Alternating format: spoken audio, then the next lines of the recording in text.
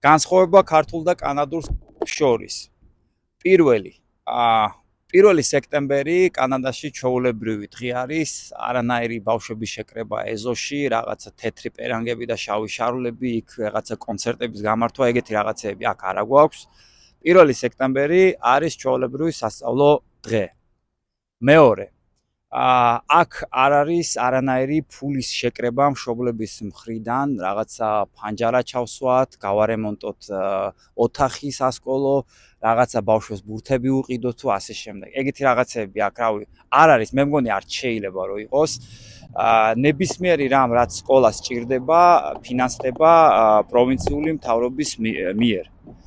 მესამე მშობელთა კრება აქაც არის ოღონდ განსხვავებულ ფორმატში.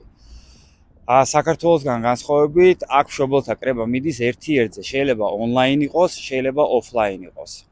და მეოთხე, რაც თავარია და ყველაზე, თვალში მოსახვედრი, ეს არის სკოლის სისტემა თვითონ. საქართველოში 1 კლასიდან მე-12 კლასის ჩათვლით, ბავშვი ერთ სკოლაში დადის.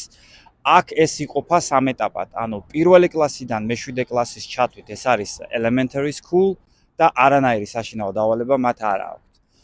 მეორე არის junior high school, მე-8 კლასიდან მე-7 კლასიდან მე-9 კლასის ჩათვლით, 3 წელი. საშინაო დავალებებს ზოგჯერ აძლევენ, ზოგჯერ არა, მაგრამ ძირითადად უფრო არ აძლევენ.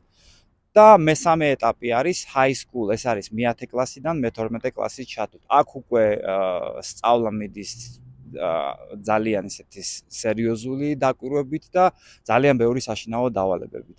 ეს არის ძირითადი განსხვავება ქართულ და კანადურ სკოლებს შორის. მადლობა, კარგად ბრძანდებოდეთ.